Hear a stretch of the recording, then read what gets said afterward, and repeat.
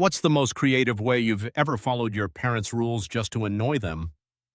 My parents had this absolute obsession with proper dinner etiquette when I was growing up. The rule was crystal clear: no elbows on the table during meals.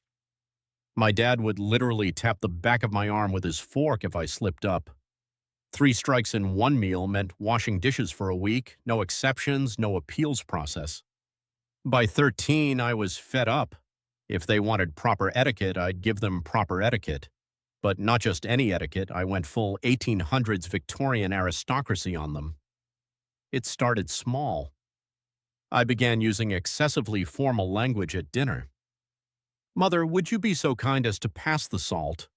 I find this chicken, while prepared with obvious care and affection, lacks the proper sodium content for my developing palate." My mom shot my dad a confused look. Dad just shrugged.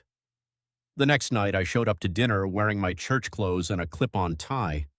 I pulled out my mom's chair for her, bowed slightly, and said, "Your seat awaits, madam." When my little sister giggled, I turned to her with deadly seriousness and said, "A lady never laughs with her mouth full, dear sister." My parents thought it was a phase. It wasn't. I started bringing a cloth napkin to the table, which I would dramatically unfold and place on my lap with flourish. I dabbed the corners of my mouth after every third bite, regardless of whether anything was there. One must maintain appearances, I'd explained to no one in particular. I studied Victorian table manners online and implemented every bizarre rule I could find. I'd hold my soup spoon outward from the bowl, sipping from the side rather than the tip.